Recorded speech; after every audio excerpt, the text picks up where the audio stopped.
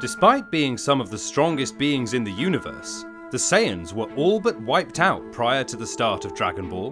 While the dastardly Frieza was responsible for the destruction of their homeworld, there's a lot about the Saiyan race you might not know. Did you know they don't really hail from Planet Vegeta, and their wars between other races existed long before they were allied with the Frieza Force? The complete history of the Saiyans, as well as the morphology of their species, is much more extensive than even the most hardcore Dragon Ball fans realize.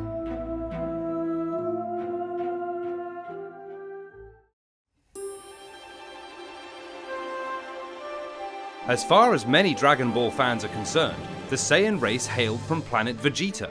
It's the homeworld of many fan-favourite characters, including Goku, Vegeta and Broly.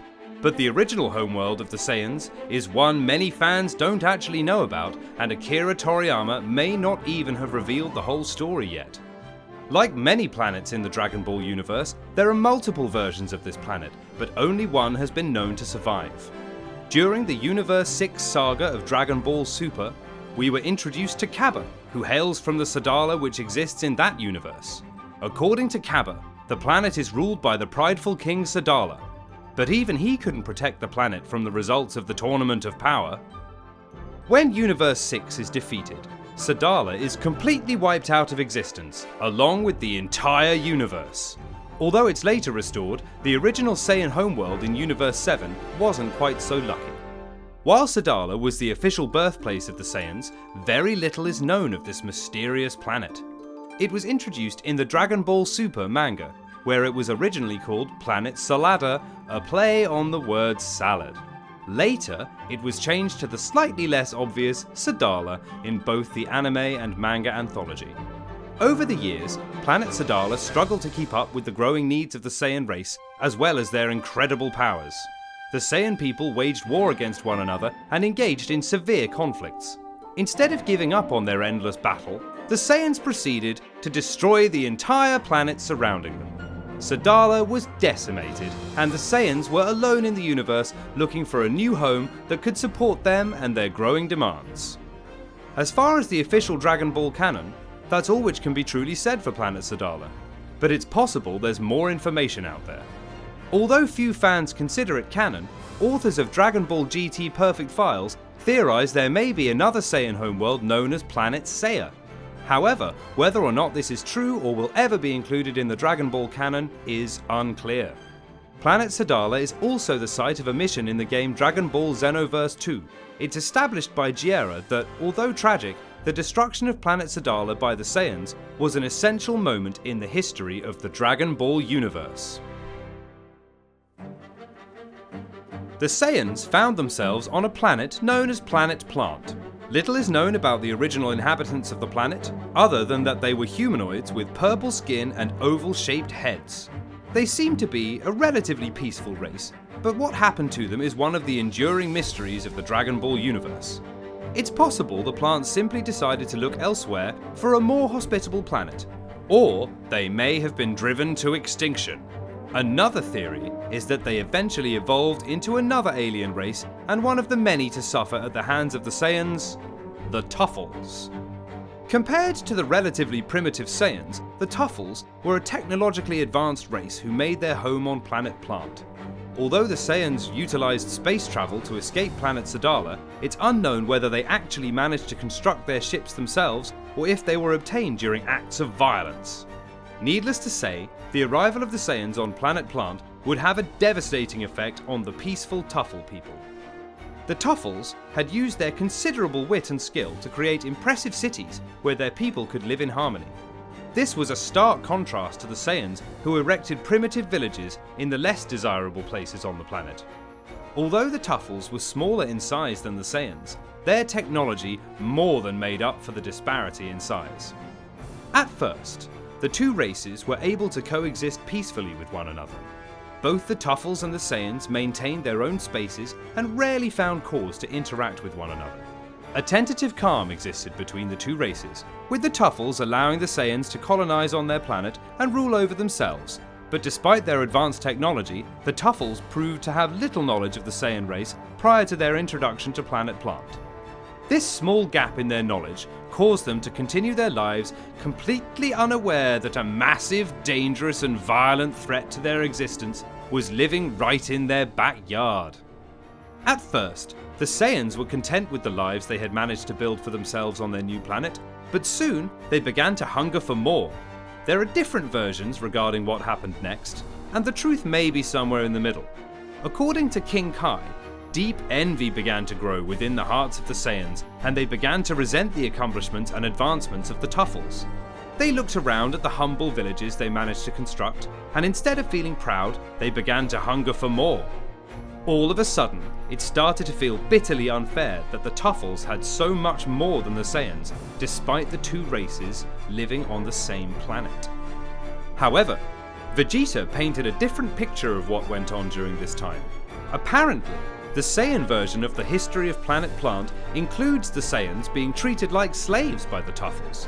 Although the Tuffles promoted peace among themselves, this benevolence didn't extend to the Saiyans, who they had no issue with mistreating while utilizing their unique strengths.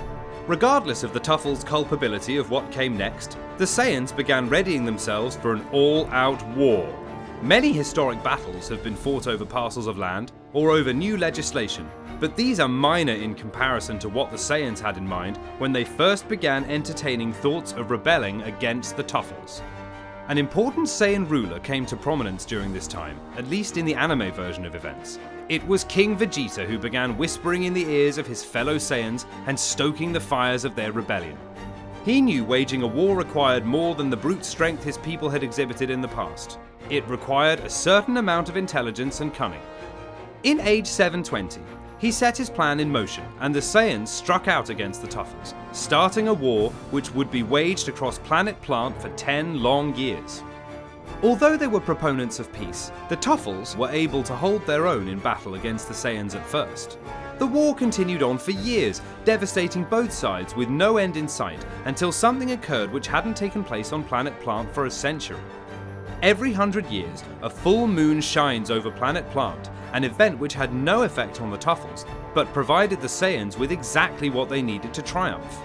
In the English dub, it's said Planet Plant only gets a full moon once every 7 or 8 years, which doesn't seem to fit into the timeline. When the moon is full, Saiyans are transformed into great apes, greatly augmenting their power to nearly incomprehensible levels. The moment the full moon was exposed, the Tuffles had mere hours left on their homeworld before being wiped out completely by the Saiyans. After years of living in peace, followed by a 10-year-long struggle, the Tuffles were gone, and the Saiyans now ruled the planet completely unopposed. But while the Tuffles were ruled extinct in age 730, some of them did manage to live on past this point. The distinguished Tuffle scientist Dr. Lychee appeared in the movie Dragon Ball Plan to Eradicate the Saiyans. Although he technically perished at the same time as the rest of his race, his spirit managed to live on, quite literally. He was brought back as a ghost warrior, where he attacked the Saiyans using the power of his hatred against the race, which destroyed his own. But even the rage and pain of Dr. Lychee proved to be no match against the mighty Saiyans. Another survivor of the Saiyan Tuffle War was Baby, who was the result of a Tuffle genetic experiment. He appeared in Dragon Ball GT, determined to wipe out the Saiyan race and restore the Tuffles. Baby wasn't a real Tuffle, but he did possess their genetic information, including that of the final Tuffle King. Although he lived on to fight against the Saiyans, he was ultimately destroyed by Goku, who blasted him into the sun, eliminating the last trace of Tuffles from the universe. In honor of their great victory and to claim the planet as their own, the Saiyans renamed Planet Plant Planet Vegeta in honor of the hero who led them to victory. The Saiyans were now free to live on Planet Vegeta however they chose, but first they'd have to deal with the fallout from the war. The Tuffles were gone, and the Saiyans were left in the torn-apart world they themselves had created. They were forced to start construction and work on developing their own infrastructure. But there was a far larger problem facing them, and it was one which had destroyed one planet already. Although they had done everything possible to eradicate the Tuffles, it turned out the Tuffles had served a very important role. The Saiyans needed to have an enemy to fight against, otherwise they simply didn't know what to do with themselves.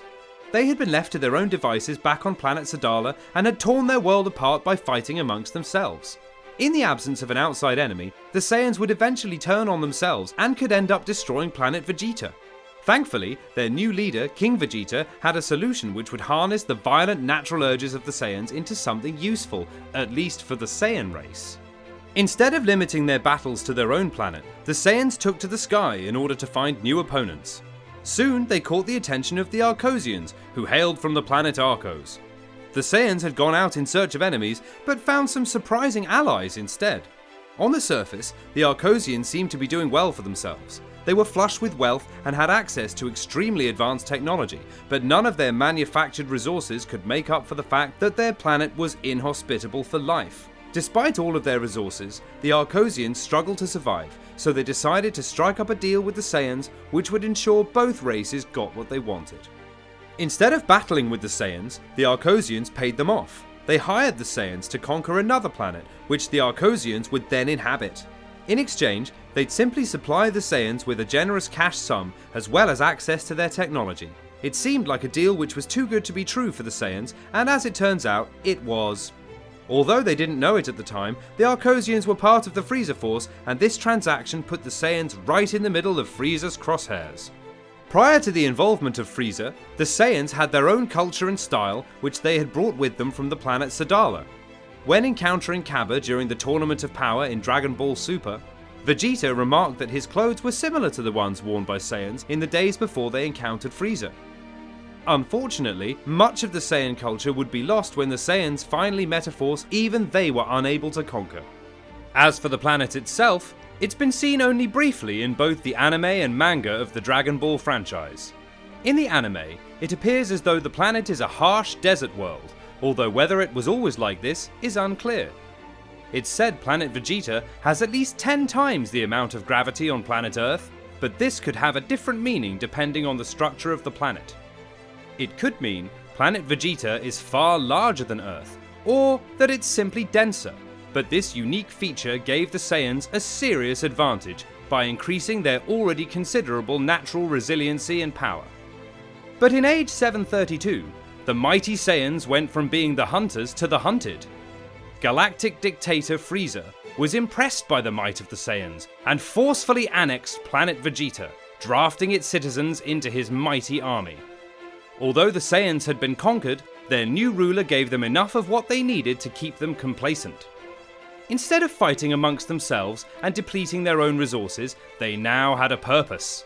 They set out to conquer other planets on behalf of Frieza, and the Saiyans were good at what they did. At the height of his power, Frieza controlled at least 448 planets, or about 70% of Universe 7. Although most of the Saiyans felt no particular loyalty towards Frieza, acting as members of the Frieza Force allowed them to take out their aggression whilst ensuring the longevity of their species.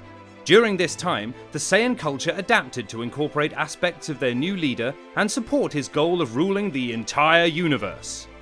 Planet Vegeta was essentially transformed into a giant military base, with Frieza's own men stationed amongst the native Saiyans. Even young Saiyans with minimal powers were expected to go out and conquer in the name of Frieza. Ironically, the same Saiyans who claimed the Tuffles had tried to control them were now unwitting pawns of the insidious Frieza. But on the outside, their arrangement seemed optimal for both parties. The Saiyans were getting Frieza ever closer to ruling over Universe 7, and the Saiyans were thriving under his command. As time went on, they began to grow in strength, which should have made Frieza happy, but instead, he began to grow increasingly paranoid. He once saw the Saiyans' power as a resource to drain dry, but now he could only think about how easily his soldiers could turn on him. While he felt confident enough to take on even the most valiant Saiyan warrior, he feared the mighty Frieza Force would be overwhelmed by their numbers, and to make matters worse, Frieza became aware of a Saiyan legend, which further fueled his growing paranoia. According to Saiyan legend, a legendary Super Saiyan will appear with near limitless power. During the Frieza saga, Vegeta comments that the last time this happened in Saiyan history was approximately 1,000 years ago. Various pieces of Dragon Ball media and dubs put his appearance as anywhere from every 1,000 to 3,000 years. Vegeta also says some believe this is the true, ultimate form of the Saiyan race. The power of the Saiyans was already causing Frieza to grow uneasy, but the prospect of facing a legendary Super Saiyan caused him to act.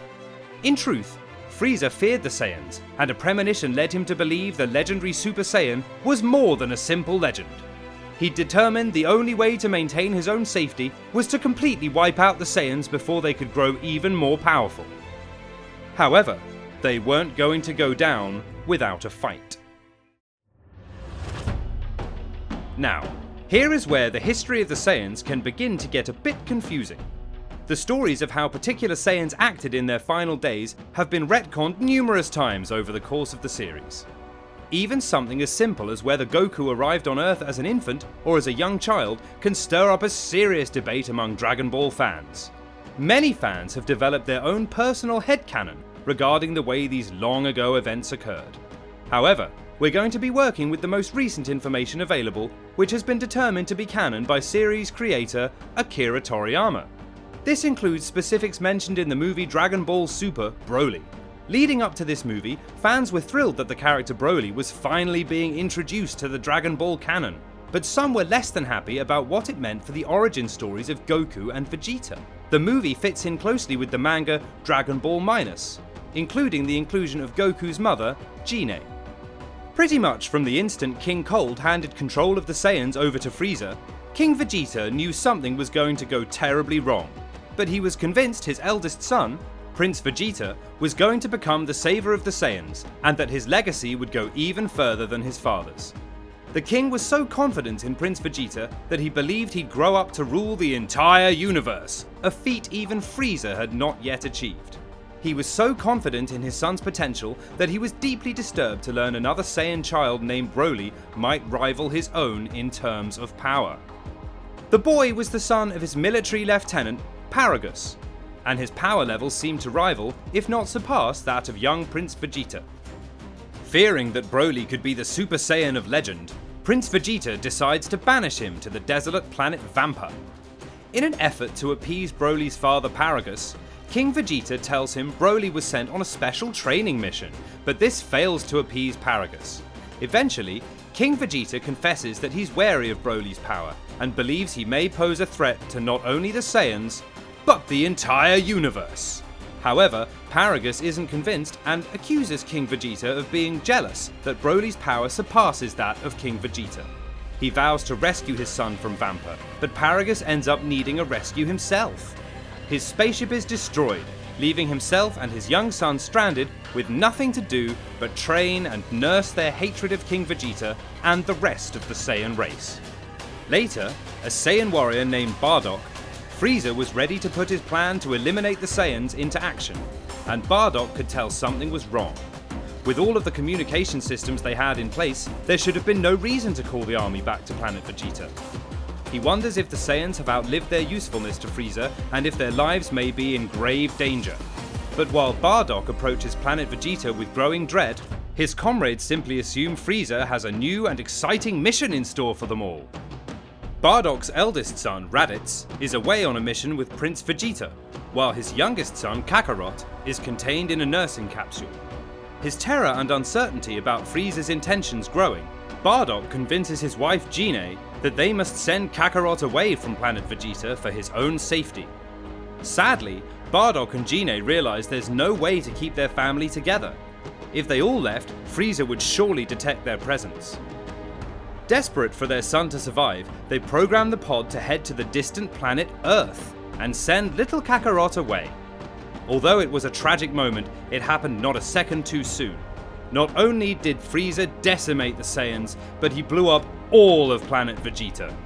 This effectively cut his army in half, but it was a sacrifice Frieza felt was necessary for his own protection. In addition to Kakarot, a few other Saiyans managed to narrowly survive certain annihilation, by coincidentally not being on Planet Vegeta at this time. At first, it was thought only Raditz, Nappa, Prince Vegeta and Kakarot survived, but later in the movies and specials, we learned there were others. These include Turles, Broly, Paragus and Tuffle, as well as 2 currently unidentified Saiyans. Even though he had thoroughly destroyed Planet Vegeta, Frieza was still haunted by his fear of the Saiyans. Instead of screaming his victory from the mountains, he started a rumor that an asteroid had been responsible for the destruction of Planet Vegeta. By doing this, he hoped to prevent any existing Saiyans from seeking vengeance against him. Even King Kai tells Goku this is what happened to the planet in order to prevent him from going after Frieza and putting himself in danger. He makes up a story in which the Saiyans were wiped out due to their misdeeds, instead of because Frieza feared them so terribly. The god of destruction, Beerus, suggested Frieza destroy Planet Vegeta because he had issues with King Vegeta. Although Frieza had more than enough reasons to destroy the planet on his own, the involvement of Beerus does make King Kai's story to Goku marginally more accurate. As for King Vegeta, he was one of the Saiyans who tried in vain to protect the planet and stop Frieza. Not only did he fail to defeat Frieza, but the effort ended up costing him his life. Although Saiyans greatly resemble human beings, they're different in many notable ways other than their strength. As soon as a Saiyan child is born, their power level is measured, and this determines much of their future. If they're deemed to have a high power level, they'll be given access to advanced training, and will have a bright future ahead of them. But if their power level comes in at a low level, things get a little bit more complex. They're branded low-level warriors, but are given a chance to prove themselves once they get older. Some of these low-level Saiyans find success in academic pursuits and take on careers in engineering. Otherwise, they're shipped off to other planets with the idea that they'll infiltrate and then conquer them. If they manage to successfully take over a planet, they'll be allowed to return to Planet Vegeta as a fully fledged combatant. However, if they don't return, the Saiyans consider this no great loss. Very few of these infiltration babies manage to survive, but some parents do mourn their children the way Bardock and Gine did when they Kakarot away. There are various stories concerning the history of the Saiyans, but most indicate the Saiyans are far from sentimental. They place great value in physical strength and very little value in emotions. Forming bonds with one another, romantically, as family members or even between parent and child is considered rare. In Dragon Ball Minus, Bardock and Gine are depicted as unusual because they're in love with one another instead of being together out of convenience or solely to procreate. When Prince Vegeta learns that his home planet and his entire family has been destroyed, he's far from devastated. He simply comments that it's a shame he'll never be king now. However, friendships were common between Saiyans, especially those who fought by each other's sides in battle. Goku was raised on Earth, which is why he had no trouble forming a relationship with Grandpa Gohan or his own family. This lack of sentimentality is also shown in the way Saiyans raise their children. Instead of being nurtured and cared for from infancy, they're stuffed in nursing pods until they're fairly self-sufficient. While they're in these pods, their vital signs are primarily monitored by doctors. In Dragon Ball Z, Bardock, the father of Goku, Bardock struggles to recall which day his youngest son was born. According to the Daisenshu, Saiyans don't naturally live much longer than humans and have a life expectancy of around 75 to 100 years. Akira Toriyama has seemingly contradicted this by claiming Saiyans do indeed live longer than humans when left to their own devices, but this rarely plays out. Because the Saiyans are a warrior race, they tend to have ultimately shorter lifespans. Saiyans also age more slowly than human beings. In Dragon Ball, Bulma is stunned to discover Goku is 14 years old, despite looking like a child of around 6 or 7. Saiyans tend to grow in extreme spurts and maintain their youthful appearances for far longer than humans. In terms of intelligence, Saiyans seem to be about on par with humans, but in many ways they have serious advantages. They're significantly stronger and have a heightened ability to recover from their abilities, but in order to maintain their power, they also need to consume a lot more food than the average human. In addition to their physical strength, Saiyans are also able to control ki energy with ease, especially compared to humans. The Saiyans' natural affinity for controlling energy also means they're able to fly with relative ease and at incredibly fast speeds. Because they can control their ki to such an enormous extent, they're able to fly much faster than humans. Pan is only a quarter Saiyan, and she was able to fly around when she was just a baby without any formal training. In addition to being physically stronger than humans, Saiyans also have the ability to take on different forms, and they have an interesting feature which ties into one of these powerful transformations. After his pod crashed on Earth, Kakarot was discovered by a kind martial artist named Gohan. He named the young Saiyan Goku and took him under his wing, but little did he know that this act of kindness towards a child would prove to be his downfall. From outside appearances, the young Goku we met in Dragon Ball looked just like a human child, but with one notable difference. He had a tail, much like a monkey. Interestingly enough, Akira Toriyama originally intended for Goku to be a monkey, but his editor felt that this would be difficult for audiences to relate to. He had envisaged making Goku a tribute to the Monkey King Sun Wukong from the book Journey to the West. As a compromise, Toriyama gave Goku a monkey tail and the ability to transform into a great ape. Grandpa Gohan soon learned that little Goku would transform into a terrifying monster when exposed to the full moon. The key to this transformation is the tail, which contains the glands responsible. If the tail is intact, the Great Ape transformation is initiated when a Saiyan is exposed to 17 million Zeno units of Blutz waves delivered via their eyes. These waves are delivered through sunlight reflected by a moon or another similar planetary body. Some Saiyans have found ways to invoke the transformation in the absence of a moon, such as when Vegeta forced a transformation by firing a power ball, emitting the necessary amount of Blutz waves.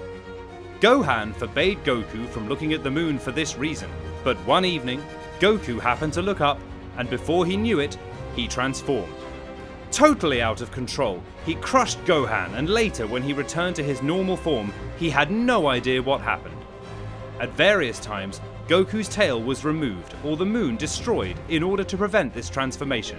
But interestingly enough, some theorize that the Great Ape is actually the original form of the Saiyan race and their more human-like form was once a transformation. However, this isn't an official part of the canon. In the Great Ape form, Saiyans become 10 times more powerful than their base level, but some of them lose control of their senses completely and enter a berserker state. However, with proper training, it's possible for a Saiyan to conquer this form and retain their mind even while transformed. Interestingly enough, most half-breed Saiyans don't have tails at all, and only Gohan is shown to have one. According to Akira Toriyama, the tails are a recessive trait for human Saiyan hybrids, but for a true Saiyan, the tail is the source of tremendous power and it's also a weak point which can be exploited when grabbed. The Saiyans from Universe 6 don't have tails, thanks to an evolutionary process they went through at some point. Although Goku has claimed to feel stronger without his tail, there seems to be a connection between these tails and the ability to manage the other Saiyan transformations. Although they look human on the outside, Saiyan bodies contain S cells, which allow them to become a Super Saiyan. Although Goku and Vegeta make this look easy, the average Saiyan doesn't have many of these cells in their body, and a large amount is required for this transformation. It's possible to gain more of these S cells through personal growth or training. Interestingly enough, the more peaceful a planet the Saiyan lives on, the more rapidly they can increase their S cells. There are multiple different versions of Super Saiyans, including Super Saiyan 2 and Super Saiyan 3 forms. Although they require practice and skill to access, they pale in comparison to the might of the Super Saiyan God form. For this transformation, simply possessing S cells and being a Saiyan isn't enough. It's so rare that only 3 Saiyans are known to have ever accomplished this feat. One option for obtaining this form is to take part in a sacred ritual involving the transfer of ki from 5 Saiyans to a 6th. Not only is the Super Saiyan God form powerful on its own, but obtaining it enhances the power of all other forms. A Saiyan who's mastered the power of a Super Saiyan God and transforms into a Super Saiyan becomes Super Saiyan Blue. To provide an idea of just how powerful this form is, Goku used it in order to compete with Beerus, the god of destruction from Universe 7. There are also numerous varieties of hybrid forms Saiyans are able to create through mixing Super Saiyan forms with non-Super Saiyan states. These hybrid states can even involve ultra-powerful forms such as Great Ape or Super Saiyan God. Super Saiyan Blue is achieved by combining Super Saiyan God and Super Saiyan, but it's different if the Saiyan is an actual deity. In this case, they'd achieve the Super Saiyan Rose form instead of Super Saiyan Blue. In the anime, these two forms are pretty much the same except for the colour. It's also possible to combine the Great Ape and the Super Saiyan forms to become a Golden Great Ape. Although this form is stronger than the standard Great Ape, their range is all the more intense. Being able to master the wild nature of the Golden Great Ape leads to the Super Saiyan 4 form, although the name is a misnomer. Despite it being a Super Saiyan form, it isn't part of the main line of Super Saiyan transformations. It's entirely possible for Saiyans to produce children with other species, and their offspring have some distinct advantages over their Saiyan parents. Not only do they have the ability to become Super Saiyan, but they can often do so more easily than their parents. However, it's currently unclear if this is reserved for first-generation human Saiyan hybrids. For instance, Pan, the daughter of Gohan and Videl, is only a quarter Saiyan and notoriously struggled to achieve a Super Saiyan transformation. However, Goku Jr. was able to do so, despite being only 1/6 Saiyan. The reason for this may have less to do with the biological limitations of Saiyan-human hybrids and more to do with the whims of Akira Toriyama. He's stated that he has trouble picturing what female Super Saiyans would look like, and that it was simpler to avoid giving characters like Pan and Bulla reasons to go Super Saiyan. It's possible that prior to Goku and subsequent members of the Saiyan race arriving on Earth, there was a social stigma concerning Saiyans mating with different species, or it's possible the Saiyans knew how powerful the products of these unions could be, and even they were cowed by the prospect. When Nappa suggests taking on female human companions, Vegeta expresses reluctance on the grounds that their offspring may be too powerful for even the mighty Saiyans to control. And it seems as though Vegeta was right to be cautious about the powers of these hybrid characters. Gohan was able to match his father Goku in powers and even surpass him prior to making his Super Saiyan 2 transformation. He, Trunks and Goten were able to achieve the Super Saiyan form as children, far earlier than their fathers ever could. Not only did they manage these incredible transformations, but they did so with relative ease. Although it's not a strictly Saiyan technique, Goten and Trunks were also able to perform the fusion dance with much less difficulty than their Saiyan fathers. There's only one thing which holds back these human Saiyan hybrids from realizing their full potential, and that's their lack of drive. True Saiyans are born with an innate desire for combat, and that's something we've seen over and over again in the history of their race. Even if they don't have outside forces to fight against, Saiyans are compelled to battle and test their own strength. They'll happily spend their entire lives training, while the human Saiyan hybrids don't have the same compulsion. Although these hybrid characters may have a far greater potential than their parents, they usually lack the drive to fulfill their potential. Well, there you have it. The extensive history of the Saiyan race. Is there any interesting aspect we left out, or anything that's in your personal headcanon you'd like to share? If so, tell us about it in the comments section, and then click on the subscribe button for more videos from CBR. Bye for now!